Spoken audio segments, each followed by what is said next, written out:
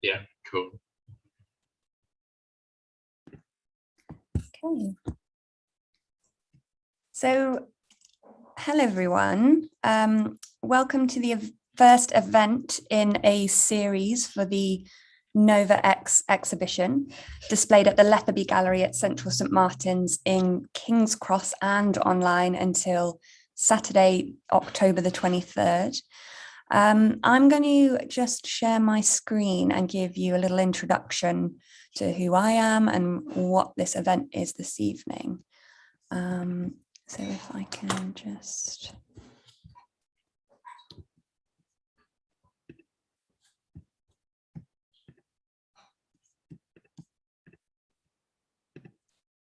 Okay. So can you see that, Isaac? Can you give me a thumbs up because I can see you? Yeah, nice. Okay, so my name is Abbie Vickress, and when I'm not lecturing on the graphic communication design program here at Central St Martin's, I'm a practicing graphic designer, and I work with printed design, exhibitions, curation, writing, and facilitation of workshops and events. So let's start right from the beginning. So Nova. So for 10 years, Central St Martin's and Mullenlow Group have collaborated on the Mullenlow Nova Awards to support emerging artists, designers, and innovators. So over the last decade, so 10 years, this winning arts and culture programme has become quite a major event in the Central St Martin's calendar. The event celebrates and awards the most exceptional work from across the college that pushes the boundaries of creativity in response to the world around us. So from about 1,300 graduating students each year, just 6 Mullenlow Nova Awards are presented to students whose work represents truly original creative thinking and execution. So if you are yet to go to the physical exhibition, or maybe you missed this on your first visit, the 2021 award winners are actually all in the window displays opposite the exhibition, and I'd really encourage you all to go and have a look at 2021 winners in relation to the exhibition, which is quite interesting. So Nova X is kind of a celebration of 10 years. It is kind of a showcase of the decade of award-winning creative practice, and it invites viewers to examine the many trajectories the artists and designers that have won this award can take after graduation. It tells the stories of transformation, exploration, interrogation, production, and the tenacity that lie at the heart of all professional creative practices.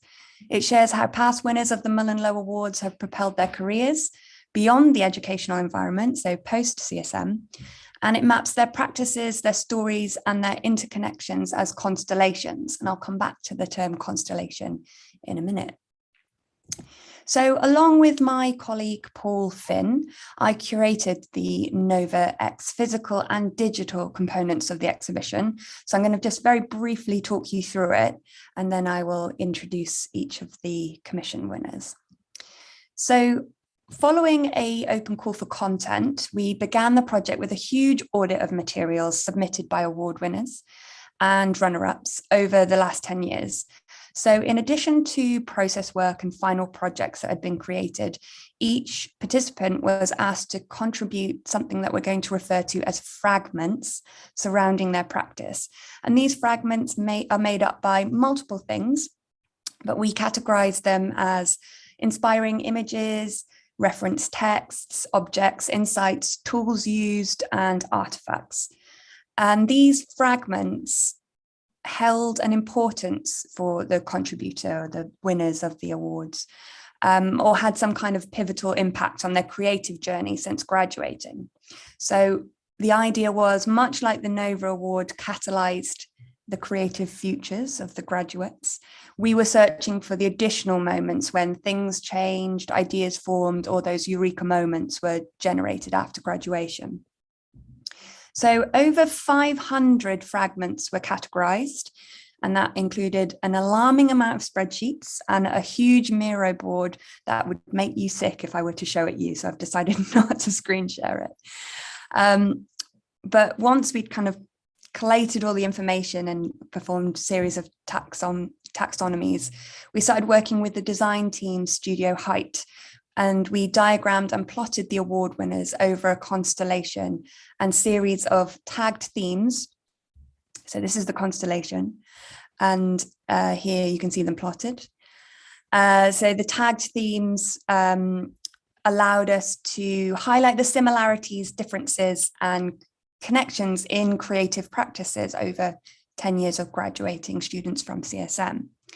So the digital exhibition, as pictured here, acts more like a database. So it's almost an archive of everything, storing every conversation and thought process kindly contributed by each participant. The physical showcase is slightly different in that it focuses on the relationship between final outcomes, which are based in the center of the exhibition space, and then the fragments are populating the surrounding wall. So this is like a visual representation of the archive the winners have generously and collectively kind of built over the duration of this project. So this leads me nicely into what we're going to speak about today. So highlighting the fragments that provided a catalyst to creative practice led us to commissioning a number of previous award winners to provide them with another catalyst moment. So we launched an open call for proposal, and we had lots of proposals, but the 4 winners who will all present today were chosen due to the stories and the different processes and approaches behind their ideas and behind their works. So before we jump in with Isak, the first one, I just wanted to kind of give you an overview of that open call process, because some really interesting things came just from the proposal stage.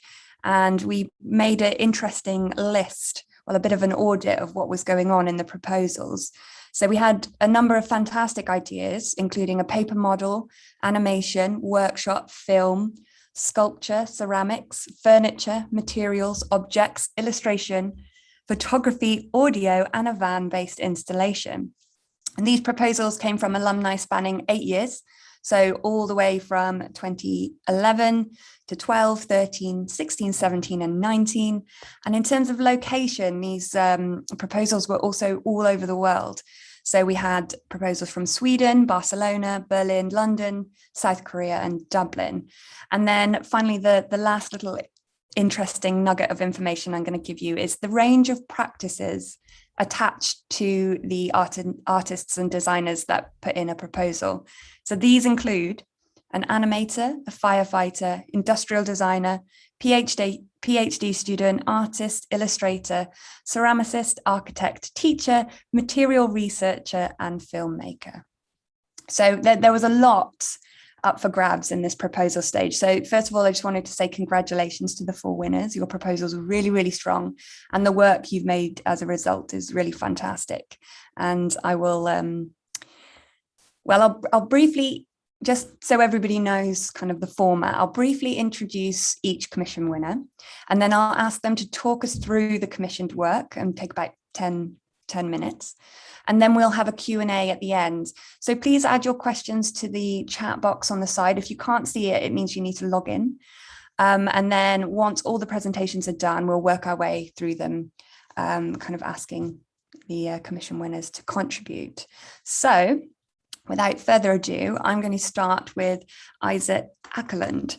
So Isak won the Nova Award in 2011. He was a Nova Award winner. And actually, Isak was the very first Nova Award winner. So it's actually really nice to have you as the kind of where it all started, the representative. So Isak is a designer and animator, yet he revisited his professional background as a firefighter during the pandemic. Isak's proposal, communicating the design of a rescue vehicle, represents a collision of these disciplines and a response to how he finds himself using his creative practice with and for the Swedish Fire Brigade. So over to you, Isak. Let me know when you want me to move slides. Thank you, Abbie, for that. And hello, everyone. My name is Isak, joining from Stockholm, Sweden. So I'll present this project I've been working on, the communicating the design of our rescue vehicle. And we can take the next slide, please. So this is me. I'm a freelance designer and animator. I work mainly with product design and graphic design, illustration and animation. And as Abbie said in her introduction, I also have a firefighter background. That was the first thing I did after school before I got into an art career and went to art school and had my own design practice. And it's not always that I introduce myself with all those three titles, designer, animator, and firefighter. But tonight it makes sense because this project is about a crossover in between these. So next, please. So this is the what I will talk. I'll first show some images from the commission, so you'll see what the work is that I've done. And then I'll show some images from the creative process behind it. And finally, I'll try to summarize it with a brief summary with the sort of takeaways and insights from this project. Next, please. So this is an image of the commissioned work. So it's basically a big design, a paper model, and it's a design model of a real fire engine that has been built just recently for the fire brigade that I work for. So it's and what I've been working on is the layout of the equipment inside the fire engine. So it's sort of an interior design of a fire engine. Let's can take the next one, please. And also I made sort of a toy paper folding version of this fire engine also. So that was also part of the commissioned work. So here there are two like smaller paper models. Can take the next slide, please. And here's also a sketch model with like the initial sketches that I made for this project. And previously, the fire brigade I work for, when they've ordered new fire engines, which happens approximately every 10 years, it's sort of the running time for a fire engine, all the specification has been text material. So that's how they used to do. So this was sort of the first time that the fire engine was drawn and sort of illustrated and visualized. Let's go take the next, please. So this was like the first sketch I made, and it's basically just measuring the fire engine we have at the moment at our fire brigade, just measuring up the dimensions. So I had to sort of start from scratch with the visual work for this because it has no sort of history from before. Next, please. And then I started to, as my daily routine when I worked on a shift at the fire station, to photograph the most important equipment we have in a fire engine. So I photographed it from sort of 3 angles and just cleaned it in Photoshop. So it's got a transparent background, and then I scaled it all so it would fit the design drawings that I made. And these are tools with car accidents. It's actually a pair of very strong scissors, hydraulic scissors that you can cut through metal and open up sort of a car. So the fire brigade is doing much more than just putting out fires. It's sort of a large amount of different rescue operations that's carried out. So next, please. And here's sort of the translation from the first sketch into, so I just drew the fire engine into Adobe Illustrator and made sort of a scaled model of the existing fire engine that we work with. Next, please. So this was sort of the main concept for the new fire engine that was developed, and it was to make it sort of organized in a new way compared to the old one. So the idea was to have sort of clear sides where you have the equipment. So it had sort of a rescue side for rescue, sort of a car accident side, and a fire side, obviously also. And it's sort of compared to the present engine that we have now, it's different for the car accident. For example, in Sweden, we drive on the right-hand side of the road. So this is sort of a way to protect the injuries, like that can be in in the actual accident, but also protecting the staff that's working on the site. So that was for protection. And to make sort of a clear logic. So that was one of the ambitions with this project. Can take the next one, please. Another thing we worked a lot with was to make good workflows based on the emergency that we were working on.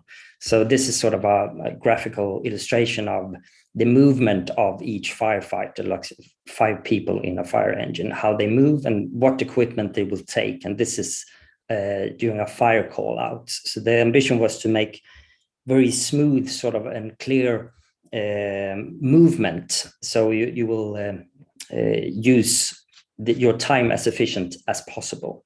And also some guiding principle was the placement of the equipment with high priority in the front and less priority in the back, and also thinking about the ergonomics of this. So this was sort of a crossover in between my discipline in animation, like designing movement, and also in product design, sort of the placing the equipment in the vehicle.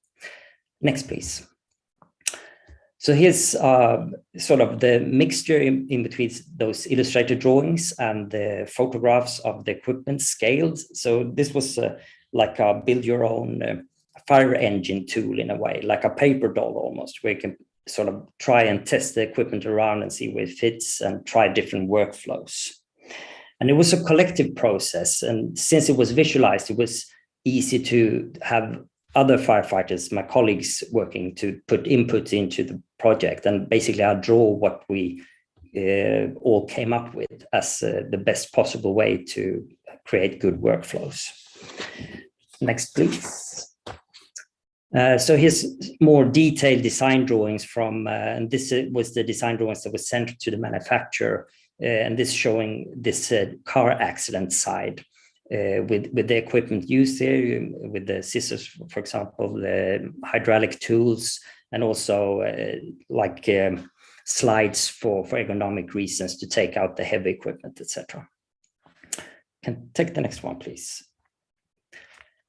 And then I put when we sort of had a final concept of how we wanted the equipment placed, made sort of this final layout of the equipment and turned it into a paper model. So there was sort of a low budget 3D, which is actually 2D, but built into a 3D paper model.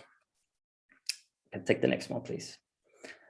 So here's from when I worked with this model. So it's basically a cardboard model where I wrapped the printout around it to create this full view of the new fire engine. Next, please. So here's from the manufacturing facility and where they're sort of building the fire engine. So this is like the skeleton of it. So it's basically a Scania truck, and then you build on the fire engine onto that truck with the pump and with everything.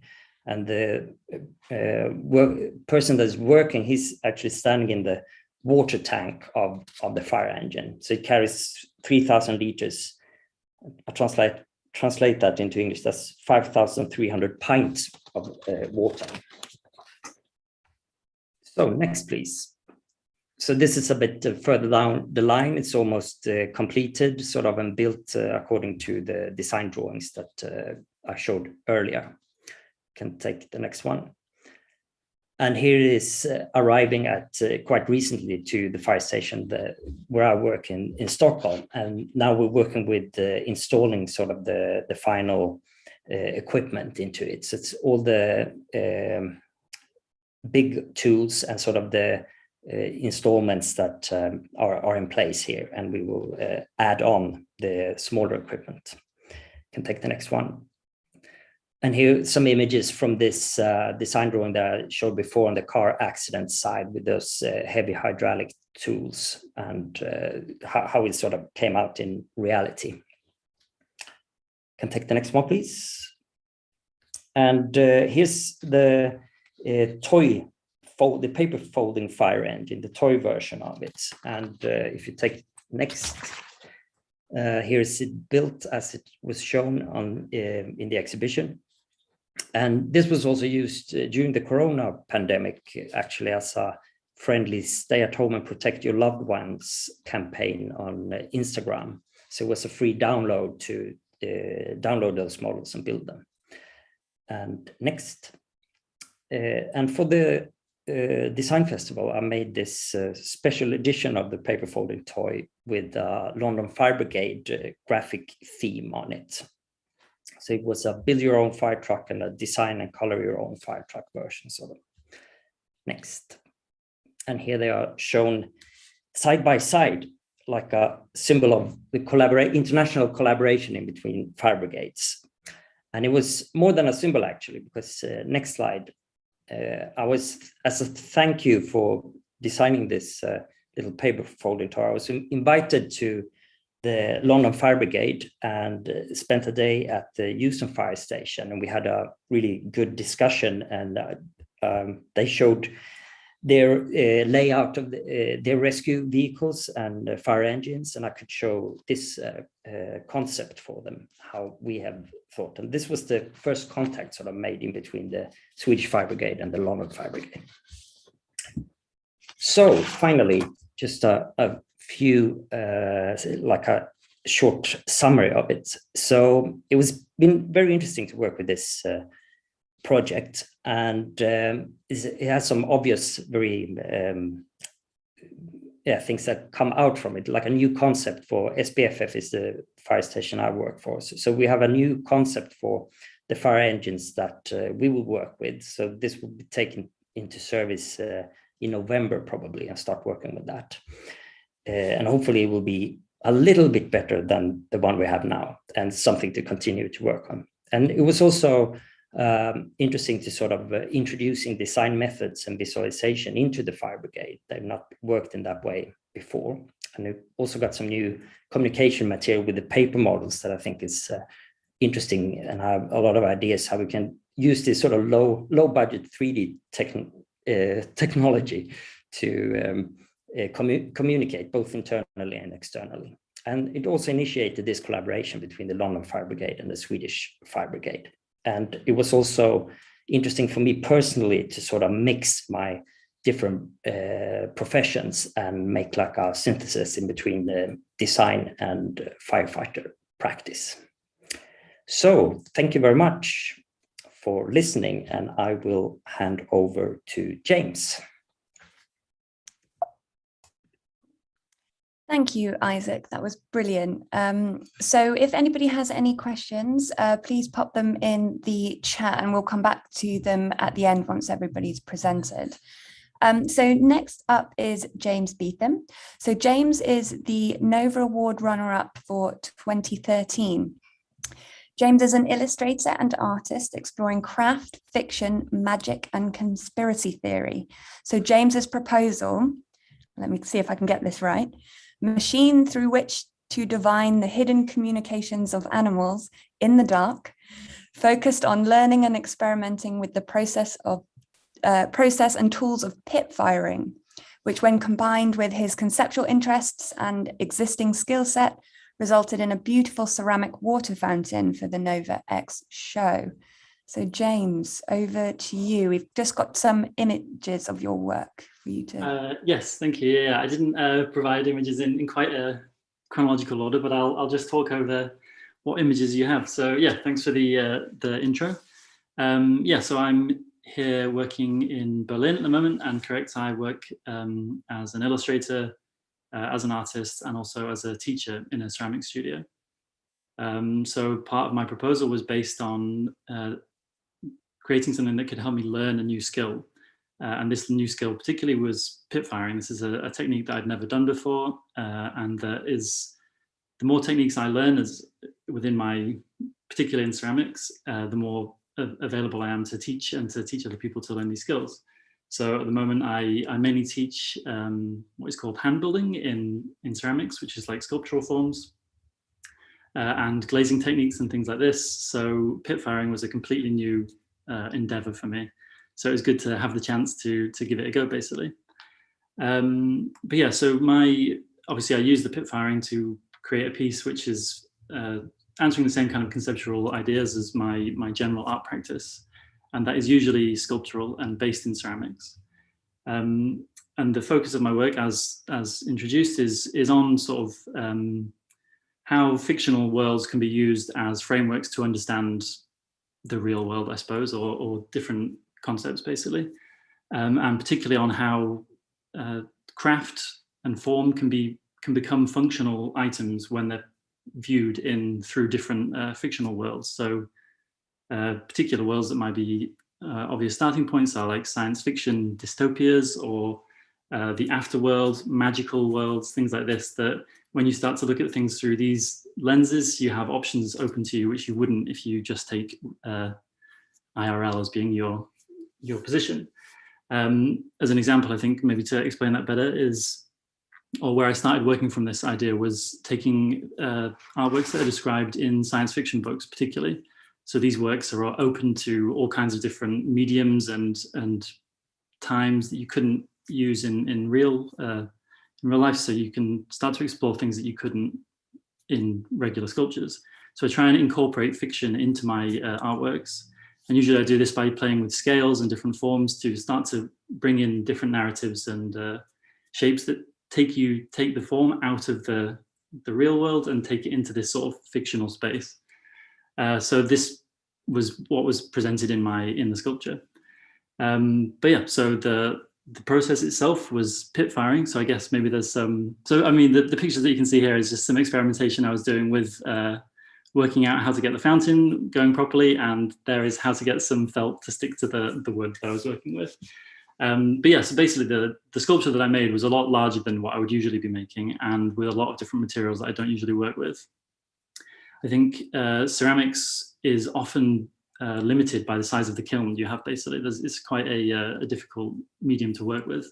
So in doing pit firing, it means you can start to choose your sizes completely differently. You can get different surface techniques that you can't get with other kinds of firing. And yeah, and then I just was making on a much larger scale than I usually would. So the kiln that I work with regularly is like 40 centimeters or something like this. So that's the size of things that I can make. So this time I was trying to push the size of the things by working with wood and other materials.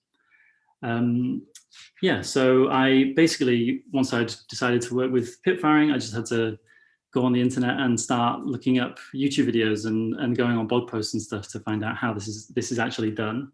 And I'm glad it worked. It actually did work, but there was a testy process, I guess. Yeah, and it was just really, so in Berlin, I work in a ceramic studio, so I was speaking to other people that have done pit firing, trying to learn like what the best ways of doing it. And there is no sort of one answer to how you would do it. But I think maybe the next slide has some pictures of the pit firing process. Oh no, this is just in process sculpture. Okay, so here are the things, yeah. So first of all, I had to dig this pit, which was a task in itself, it turns out, and then working out how to get the oxygen to get into the bottom of the pit, how best to preserve the pieces that you're making inside the pit whilst you're burning a fire on top of it, because obviously the fire is going to collapse and the pieces are very fragile before when you first put them in. So these are just some workarounds on that. And then I think maybe on the next slide you can see more.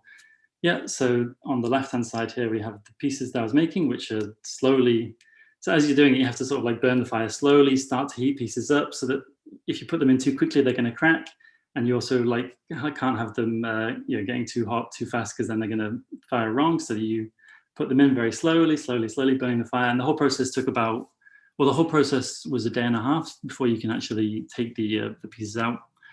But getting them in and burning the fire it was around 5 hours. So I had like two big piles of wood that need to just be constantly fed through this thing to keep it going. Yeah, so that's you just keep the fire there. This is when it simmers down and it's just like starting to keep the heat going. And after the process is generally fired, then you can add in the combustibles. So this is the part where you can get the sort of interesting effects on the surface that you wouldn't normally be able to get with other modes of firing. So I was collecting, I can't remember what I used now, actually. It was like old corn stalks, feathers, yeah, just all kinds of different organic materials basically, and they all produce different effects. I don't know which ones provided because I just put them all in together. So but there was like, yeah, different colors that you couldn't get on anything else. So yeah, if maybe the next slide shows the pieces that came out. Yeah.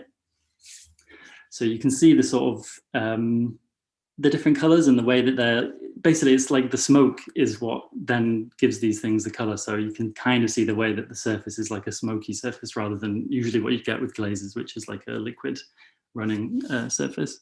So yeah, I worked with smaller pieces that I then combined to make into a larger sculpture. So I believe the next pictures probably show just more unearthing, yeah. And then, yeah, so then this is the sculpture that I was put them together in. So it's not entirely made of pit-fired ceramics, but there is, you can see the pit-fired elements on there.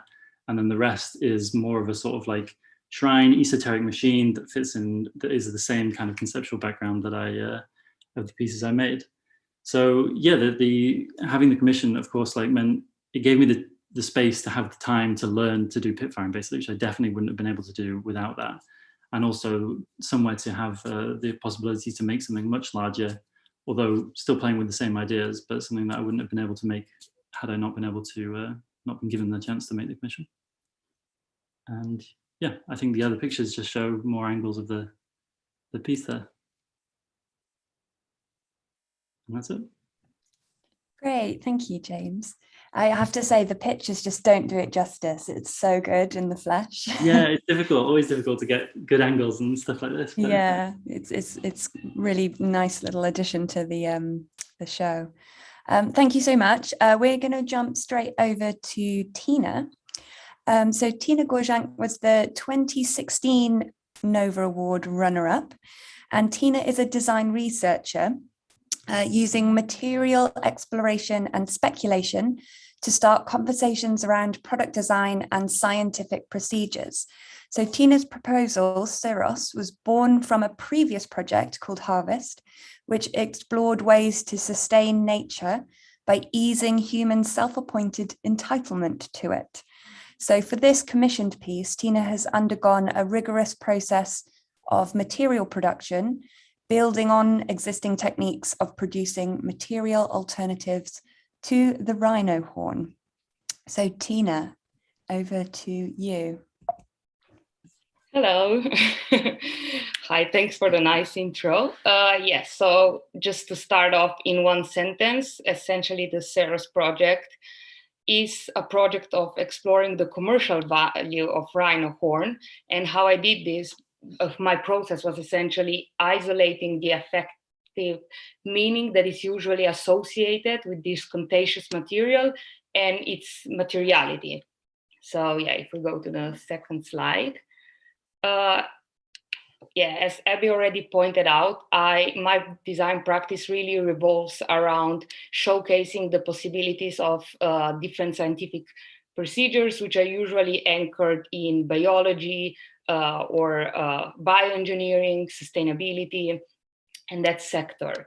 So, but I would say what the red line usually that combines all the project is my fascination for exploring the actual exploitative relationship that we have with the biological world. And especially I am interested in how ethically murky some of the relationships which we have with animal species and the materials that they provide actually sometimes are. So yeah, if we go to the next slide. So as Abbie also already mentioned, my project was based upon my previous research work that I did in collaboration with the Glasgow School of Arts and the Glasgow School of Bioengineering called Harvest. And within that research project, we actually looked at and explored the black market of animal memorabilia. And what really struck me is that actually that market is in the fourth place of the most lucrative contraband industry, straight behind guns, drugs, and human trafficking. And even more strikingly so, actually rhino horn is one of the most prominent parts of that business, and it's amounting to 16.7 billion pounds today. So this means that rhino horn actually retains at a higher value than gold does, even though if we think about it, it's actually made from two fairly abundant resources, which is actually keratin and gelatin. So yeah, if we go to the next slide. So this is the part of my research when I usually translate it into making, and therefore start connecting with scientists, started getting lab access and so forth. But while I was proposing that, I totally forgot about this little thing called the pandemic, which essentially did to a certain degree change the notion in which my project direction was going, because it essentially prohibit me to get access to a lab equipment, which means that the project had to be slightly altered at that point. And it's fair to say now, when I look back at it, actually, the limitations that I had to overcome made the project slightly more creative. And what I mean by that is actually, if we go to the next slide, I have to substitute the materials that I was planning to use and the tools and resources that I was planning to use from highly tech laboratory equipment to what you can find in your home or what you can find in a design studio environment. Which means that essentially I substituted the pressure oven for a food desiccator,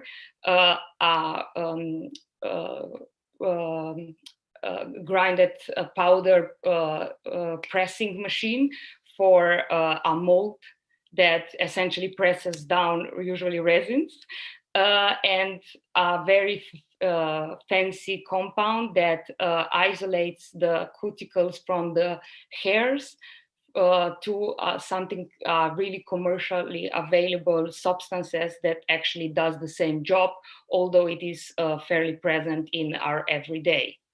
So if we go to the next slide, this is the short video that I made that essentially showcases the whole process of making the actual material and then shaping it into form.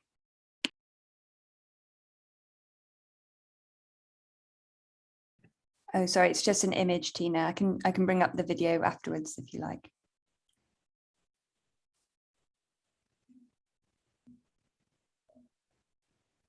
Oh, I think you're muted. Okay, yeah. Can we play it at the end? Sorry. Yeah, sure. Okay, cool. So essentially, if we go, then let's pass to the next slide, perhaps. So as I mentioned before, the actual material is made from a keratin and commercially available horsehair matrix. And here we see the different layers that the material is actually made of. So the center is the darkest one, and then we have the brown, and what surrounds the brown is the slightly yellowish hued matrix.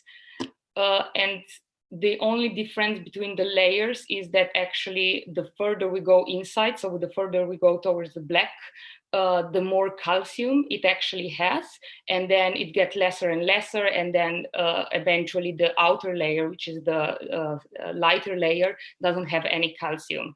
And this essentially is fairly important because it allows the rhino horn shape to be in the pointy shape that it actually is, because having less calcium, eventually the layers wear off, and the strongest layer, which is the central layer, remains. So therefore, here comes the pointy shape. So if we go to the next slide, then I was able to mimic at home with heat, mechanical and chemical pressures, the natural cycle that usually occurs when the horn is actually growing, which is essentially gluing and closely packing together the turf in order to form the material. So if we go to this next one, please. And this is the material when it is essentially shaped and polished. And what I was looking here is essentially to really closely mimic the actual original materials. And it achieved that by two factors. So the first one is when the material is put against a light source, it has to emit a slightly yellowish hue, which it does, fortunately. And the second one is that it is actually thermoplastic, which means that it can be heated up and then molded into a shape. And then when it cools down, it actually stays in that shape. And the reason why this is so important is because those two characteristics actually are used for customers of the black market, as well as for sellers of the black market, to actually verify the validity of the rhino horn.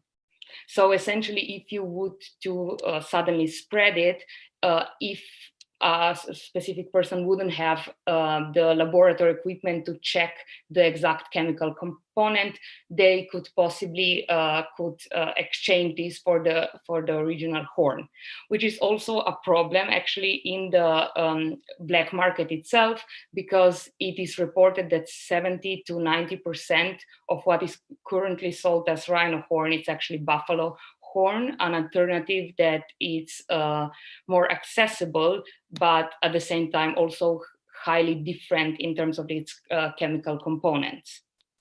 So if we go to the next slide, please. So essentially for the design part of it, the design of the actual product,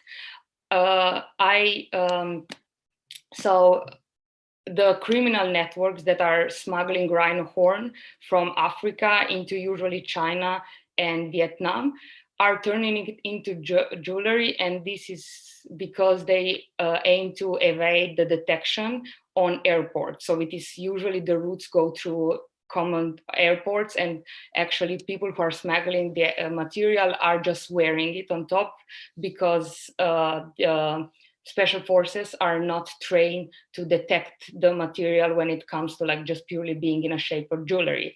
And when after the material actually arrive to the destination country, it can be used in two ways. One, it's in the state it is currently at, which is meant to signal a status symbol. And the second one, it's actually that the material is grinded down into powder, and it's used by the patients that are prescribing to traditional medicine. So the material was then, the Ceros material was then shaped into smaller bits, and each one of them, it's actually, it's the exact weight, so 4.2 grams. That is the dose that is prescribed for a single day treatment for the patient that is consuming the horn. So if we go to the next slide. So I just want to end this presentation with a quote from one of my favorite reporters on actually the trafficking of animal products, and just state that even though I acknowledge that there is a lot of animal material alternatives that actually focus on the very pressing problem of sustainable production, there is still a booming niche which is dealing with traditional medicine and luxury status signaling. And this booming niche is essentially expanding, and it is reliant on the endangered species, which they see as a commodity that exists for the betterment of the human.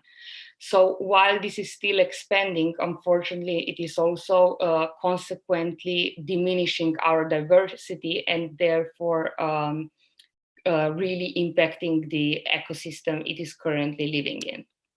Thank you. Thank you so much, Tina. And I think Mia is going to share your film. So I'm just going to stop sharing. Is that working okay, Mia? Cool.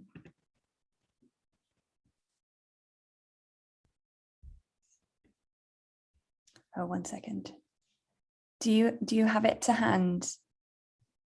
Okay, so what I will suggest is, because Hannah, our next participant, is, I don't think you've arrived, have you, Hannah? No. So Hannah is on a residency, and she's in the middle of nowhere, and her Wi-Fi is just dropped. So she's very kindly pre-recorded her presentation for us. So I would suggest let's jump and watch Hannah's presentation, and whilst that's on, I'll get your video up so we can watch it at the very end, Tina, so we won't have forgotten about you, don't worry. So thank you so much. Again, I feel like with Tina's project, just to note that the beautiful photographs, you've got to go and see this material in the flesh because it's so beautiful.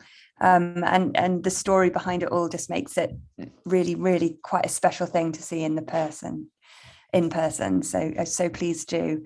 But last on our list is Hannah Scott. So Hannah was the Nova Award runner-up for 2017, which is actually still ages ago. But it's quite nice to have all of you guys back in the day. So Hannah is an artist whose work explores ways of visualizing and communicating environmental change through the use of performance, installation, film, photography, and sound. Her proposal, A Circular Economy and 100 Seconds to Midnight, consists of a film and series of soundscapes documenting her 220-kilometre cycling journey around inner London, which questions how social and economic choices in the UK affect planetary well-being. So if that's okay with you, Mia, to share your screen and that film, that would be great. I'm just going to step out of this.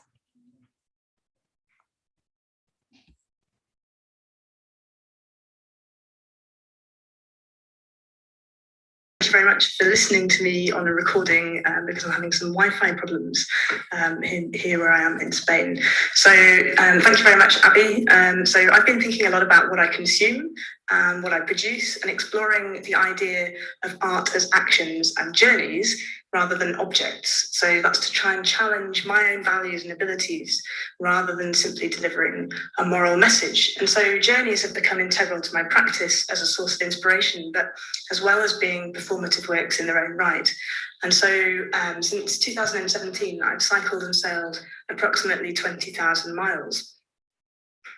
So here's a quick glimpse of some of those journeys that I've taken since I set off. I started off sailing around Svalbard in the Arctic at the very top there, you can see, and then cycling around the UK via a series of Amazon distribution centres. Then I took a cargo ship from the UK to Malaysia to see how stuff gets shipped around the world.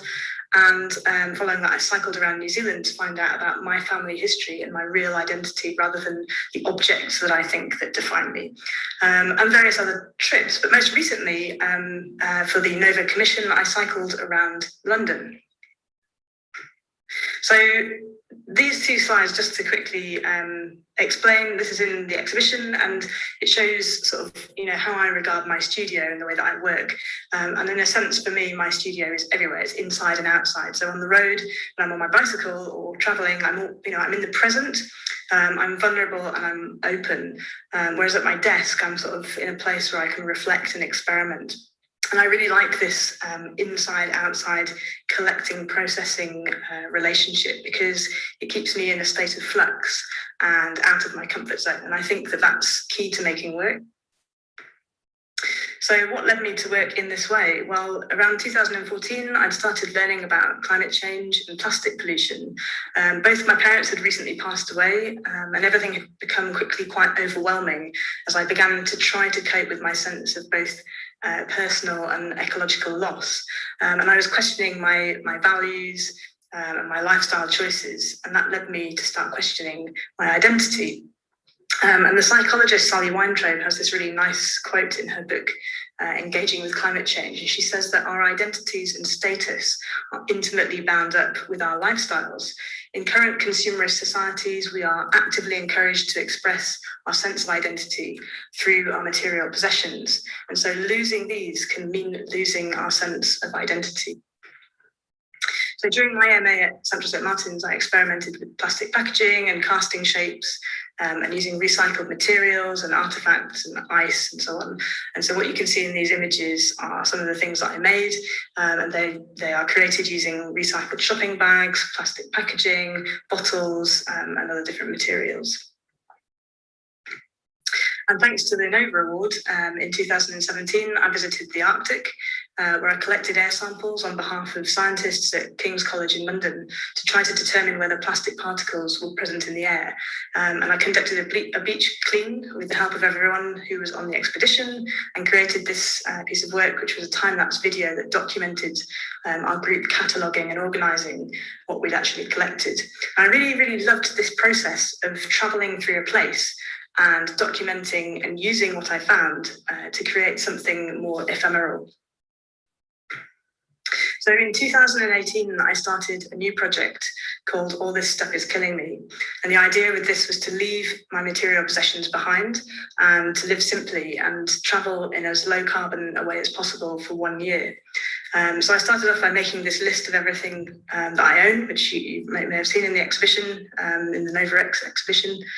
So I'd inherited everything from my mum and dad, and it was really difficult, the process of going through all this stuff and kind of trying to decide what to keep. So most of the things weren't really things that I needed, but they were important to me because they had a meaning or a memory associated to them. And so in that way, they sort of helped to form my identity.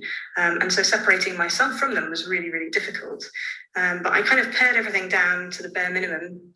And this is what I ended up taking on my bicycles. On the right-hand side there, you can see kind of basic camping equipment, some bike tools and spare parts and clothes, and sort of miscellaneous items like my camera and a notebook.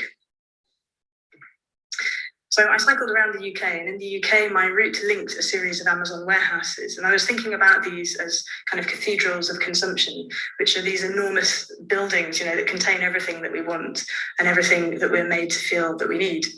And I recorded the journey on Instagram with a series of selfies that were taken at each warehouse. So it was kind of like a pilgrimage. And then, along with my snaps of the landscape and the litter that I came across at the side of the road, I ended up with this series of images. And then I spent 1 month aboard this ship, which is the CMA CGM Kerguelen, sailing from the UK to Malaysia. And I wanted to do this to find out, how goods are shipped around the world and arrive in these distribution centres that I visited, and also to meet the people who work at sea. So the ship is one of the largest in the world. It can carry up to 18,000 containers, and it just runs backwards and forwards from Europe and Asia non-stop. And this kind of shipping, creates 2 to 3% of greenhouse gases. And the emissions that come from that contribute towards atmospheric pollution and health problems for people, and also problems for marine life, that are affected by the noise pollution, spillage, and the dumping of waste. And it's just worth, remembering that, this is sort of this is our economic geography. This is the world that we live in. The containers are kind of like the embodiment of capitalism, and the shipping routes that have grown around the world have kind of borne, the growth of cities and ports and industries and communities. Absolutely, almost everything we buy has travelled across the sea, to fulfil our demand, and it costs next to nothing. So this is a quick view on a screenshot from a website called marinetraffic.com.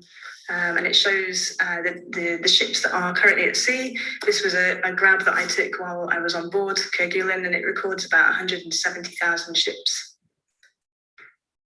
So in New Zealand, I cycled around to find out about my family history, because I wanted to have this research into actually what defined me other than the objects that I thought perhaps had.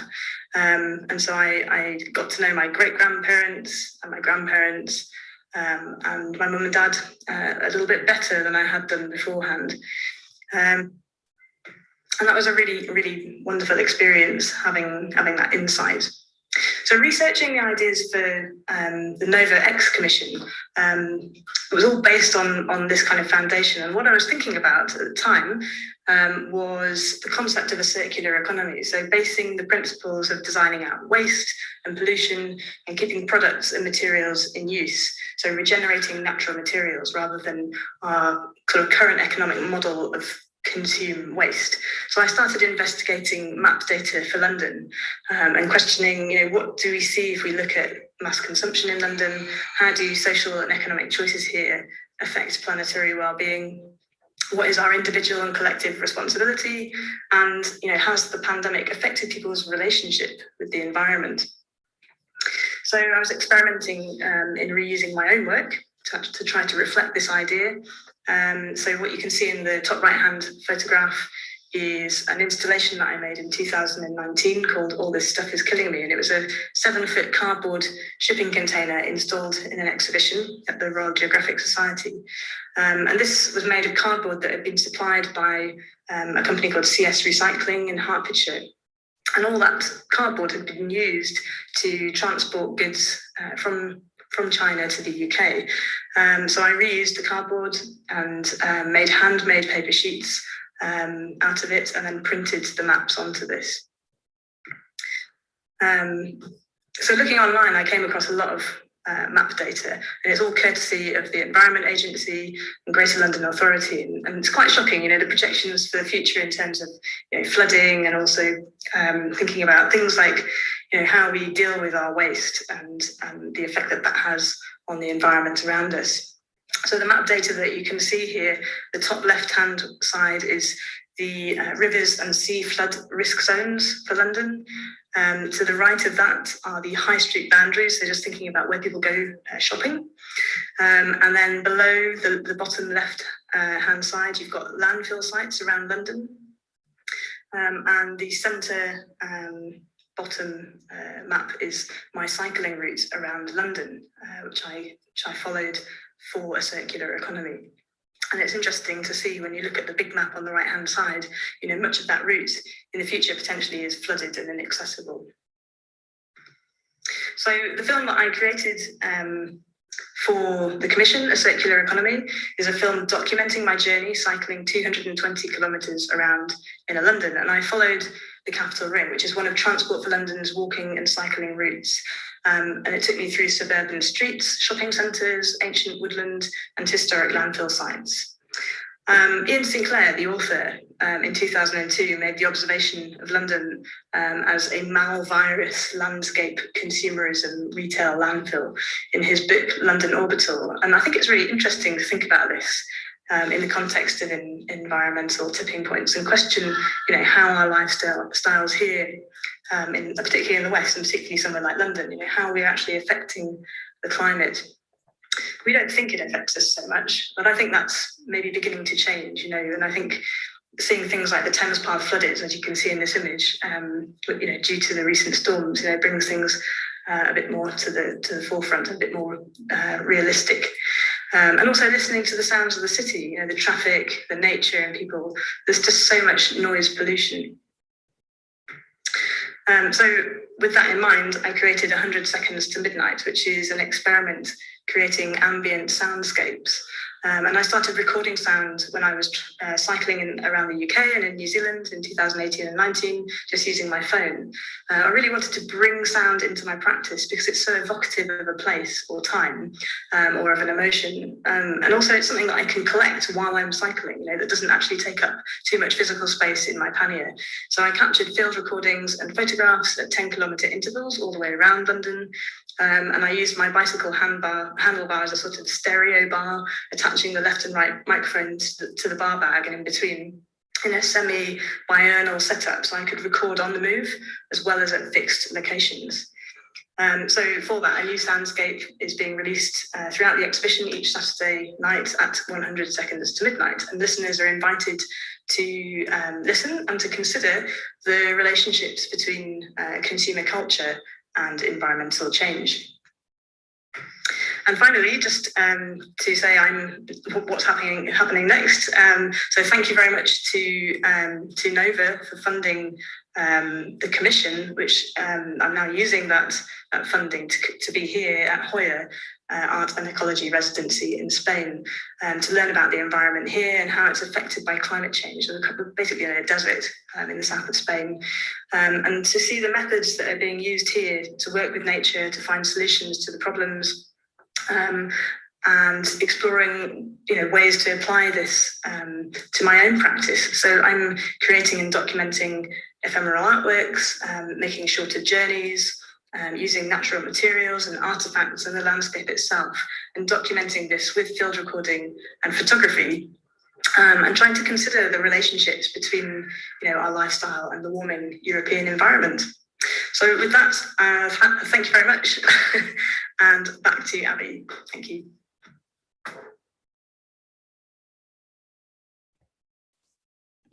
Great. Well, I'm going to digitally thank Hannah because I'm sure she'll watch this back when she's back in the Wi-Fi range. But thank you for being so organised and recording it just in case. I should say as well, Hannah did mention that obviously she won't be here for the Q&A, but if anyone would like to contact her about her projects or ask her any questions, her email address is available on the NovaX website if you follow through to her profile. So please do reach out to her. She'll be more than welcome to cover any queries. Before we jump into the Q&A, I'm just going to play Tina's short clip of her working process. But if anybody watching live at the moment has any questions for the commission winners, do post them in the chat now. I've got loads, so don't worry, guys. I'm going to ask you some bits and pieces, but let's head over to this. Can you guys see this okay? Yeah. Okay.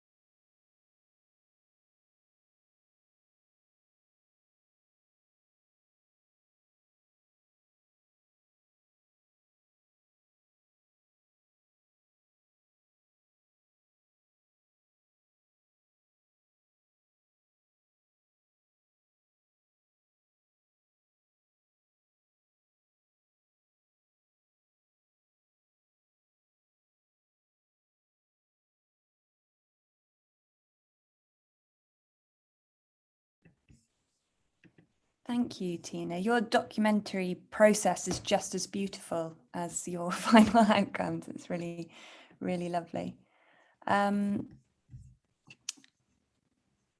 Right. Okay. So what I'm going to do is jump into some questions that I have. But as I said, if anyone has any, please do post them in the chat so we can ask.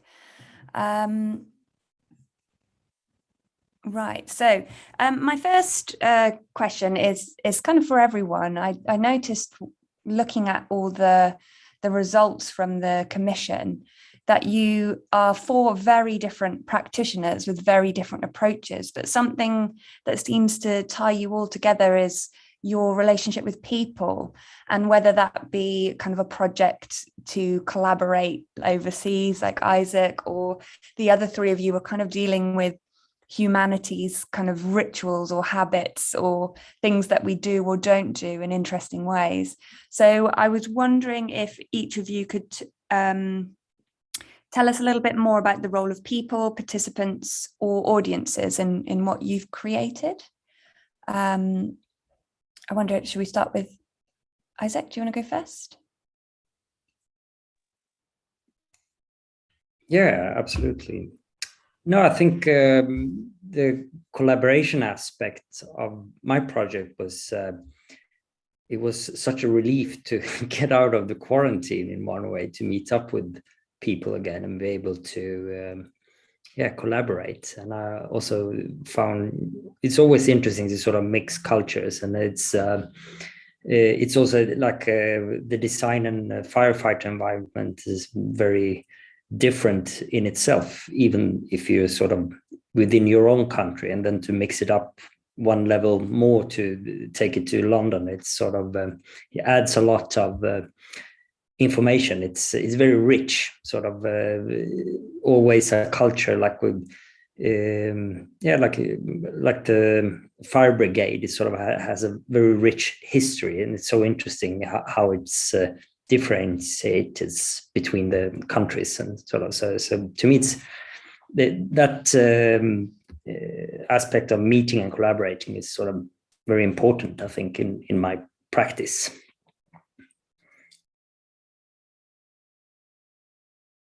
Definitely, and you can see it come through just, you know, in what you do. And if anybody's seen kind of other bits of your work, it's all about interacting with people on all kinds of different levels. So I think that's something that's really strong coming through in there. So I'm glad that it features in the commission as well. Maybe I could ask James the same question, but before that, James, I want to know whose garden you dug up. It was my parents' garden. Oh, I thought it might have been. Yeah, I bet you're in bad books. It's so hard to find anywhere to dig a hole that's where you can have loads of smoke coming up. I still had to keep it secret, but it was linked to the neighbours. But it was, it was my parents' garden. Yep. And as for the question regarding people, I mean, I guess for the way I design my sculptures is with the idea in mind that each person that's looking at it is going to sort of take the elements that are in there and start to create a narrative through the different pieces that are in there.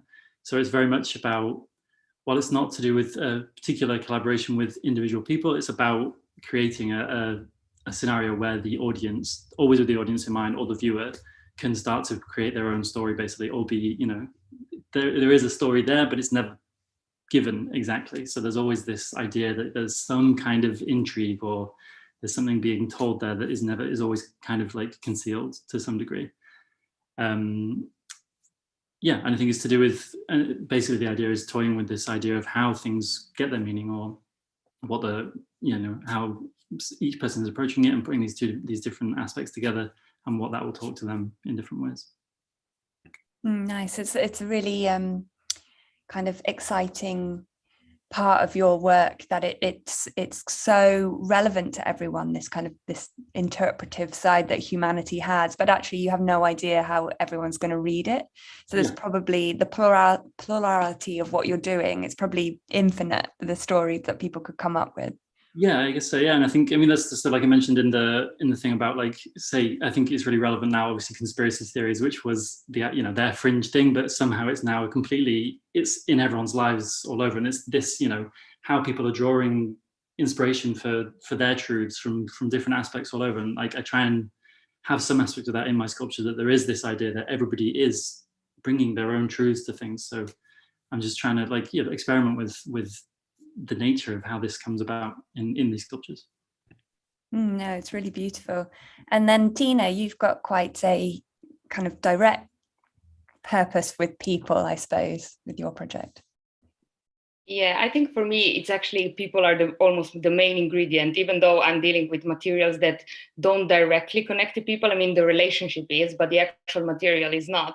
But what I think it's important, it's every time that you do a project, especially if it's a contentious topic, it's really understanding different viewpoints. I think this is very critical. And I think that part is actually the part of the design process that I enjoy most.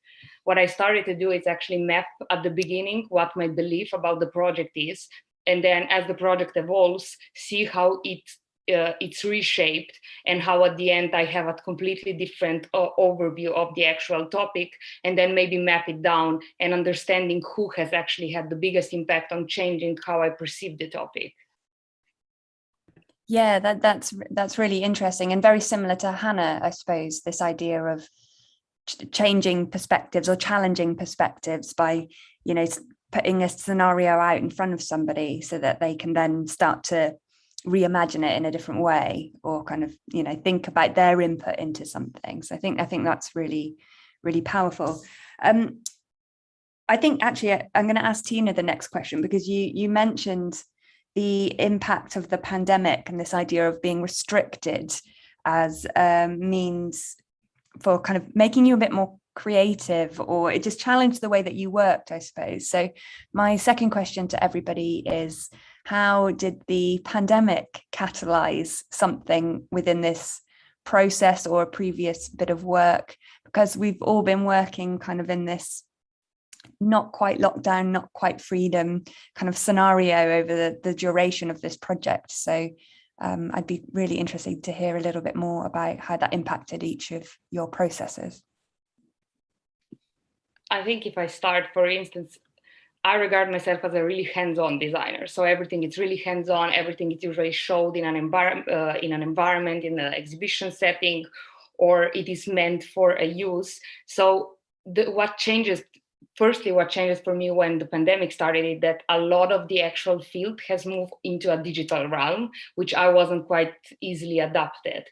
And then once you get adapted, you're almost confined to that digital realm. So for instance, for me, the commission catalyzed this notion of seeing how I can actually work alongside with it, how I can optimize, how I showcase my work digitally, but also understand the limitation, and almost had it as a second design brief that I designed within. And I think it's also mirroring actually what is happening in the global design scene, which is essentially now we have understood that there are limited resources if we want to hit the sustainable the goals. So essentially it's how do we design with those limitations actually enables us to be way more creative than just having free hands and just designing without any limitations. Oh, that's really nice. And how about you, James? How has it impacted your process? Probably quite similar. Yeah, I mean, I suppose for me, I'm not sure there was too much impact really directly on my practice, specifically in terms of artwork. Working in ceramics and working in a studio, of course, that was completely gone. That was like you couldn't go in at all. So, and there's no way of doing that through. We did try and sort of come up with ways of like selling products online or doing classes online. Of course, that's this kind of the antithesis of ceramics. So it was, for that, in terms of working within ceramics, specifically with other people, it really, it just was 100% done. But in terms of my own practice, actually, it didn't affect it too much because I was just based in my studio. So I actually had more time to come into the studio because I wasn't working in the ceramic studio. That's nice. So it kind of had like a positive spin on other parts of your practice, perhaps. One small positive part. Yeah, that's nice. We like a positive pandemic story. They're rare. And Isak, obviously working with the fire brigade during the pandemic, I suppose you've possibly had one of the biggest impacts on your practice. Yeah, definitely. I mean, the fire brigade kept on working just as normal in one way. So I guess I was in one of the few categories where you just went to work, and there was a big change, of course, in the routines and how we worked, and also a change in what call outs there were a lot of more sort of paramedic call-outs to cardiac arrests, and you could sort of notice that difference, and it was less fires actually going on because the society sort of shut down. So it's a huge impact to the rescue service, and also to adjust to that situation. And I think that I started to sort of work a bit more with design projects connected to the fire brigade, and it would probably not have happened unless the pandemic actually. So it was sort of that chaos that created that situation in a way, and all of a sudden the organization was so interested in things they'd never been interested in before, like can you do like instructions for how to dress in protective gear to us. It was all of those questions that would never come otherwise, because this sort of design thing was suddenly interesting. So I think it's very creative situation in one way when it's all chaotic. It's a big change with sort of the cultures breaks down and new things start to happen. So in that sense, it's also interesting, and hopefully we'll try to do good things with this situation. Yeah, no, that's really interesting, isn't it? How kind of the perspective of people shifting, whether that's because they've suddenly got more time or they've got different resources or different priorities. I think to have those kinds of shifts on a global level, it's life-changing, but also it will be hugely dramatic for people's design trajectories and art trajectories. So quite interested to see what happens now. It starts to all unravel, which segues really nicely into my last question before I let you all go home. But before I do, I should also mention Hannah's work made me think, actually, all of you have done something quite practical. So we're talking about materials and making, and even you, Isak, even though it's like kind of digitally put together, it was important that it became a physical 3D structure. And similarly to Hannah, although it's a sound piece and a film piece, it's a physical experience that she had, and it is built of all these other components of physical things. So I think that's quite a nice collective thing that's come out of this, that you're all makers, and you're all kind of really stayed true to that kind of getting your hands dirty kind of idea. But yeah, my last question is where, and Hannah kind of alluded to it because she's on her residency already, but where do you hope these commissioned pieces will take you next? So in Hannah's instance, she's actually using the kind of funding that she's got to develop that project further. And I've seen a few things, like she's been featured on some podcasts about it and been interviewed about the project. So I can see from her perspective how it's already evolving into these other things. And I wondered if anybody else had got plans for next. What's next? Let's go James first this time, just to mix it up a bit.